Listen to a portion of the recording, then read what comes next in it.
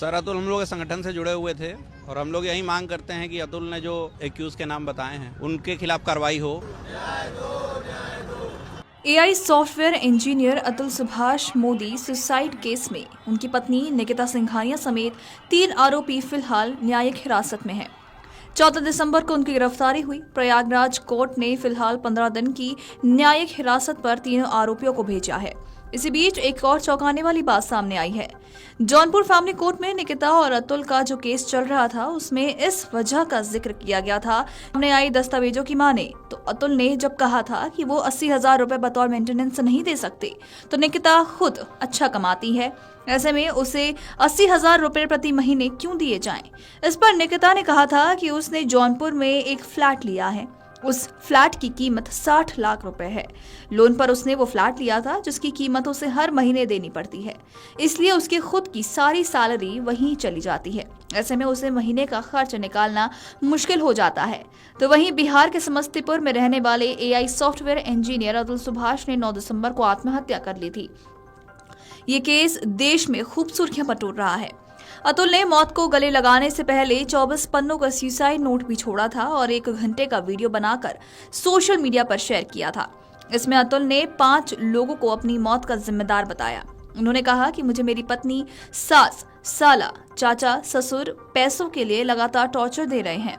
उन्होंने आगे कहा कि मेरे ऊपर एक के बाद एक कुल 9 फर्जी केसेस लगवाए गए हैं। अतुल ने कहा कि मेरी बीवी मुझे खुद छोड़कर मायके चली गई, बेटे से भी नहीं मिलने दिया, मुझे उसकी शक्ल तक देखने नहीं दी, ना ही कभी बात करवाई जाती है। मैं तो बेटे की शक्ल तक भूल गया हूँ कि वो कैसा दिखता होगा। पुरानी फोटो देखता हूँ तभी उसकी शक्ल मुझे याद आती है। मेरी पत्नी मेरे बेटे को औजार बनाकर मुझसे पैसे ऐंठ रही है। सास और साले ने मुझसे 16 लाख रुपए उधार लिए थे, फिर वो 50 लाख की डिमांड कर रहे थे। जब मैंने उन्हें पैसे देने से इनकार कर दिया तो मेरे खिलाफ उन लोगों ने डर्टी गेम खेलना शुरू किया। वीडियो में अतुल सुभाष कहते हैं कि मुझसे पहले 1 करोड़ रुपए की डिमांड करी गई थी, फिर 40,000 प्रति महीने बेटे को मेंटेनेंस देने की डिमांड की गई। मैं बेटे की मेंटेनेंस देता था, लेकिन बाद में ये रकम बढ़कर 80,000 कर दी गई।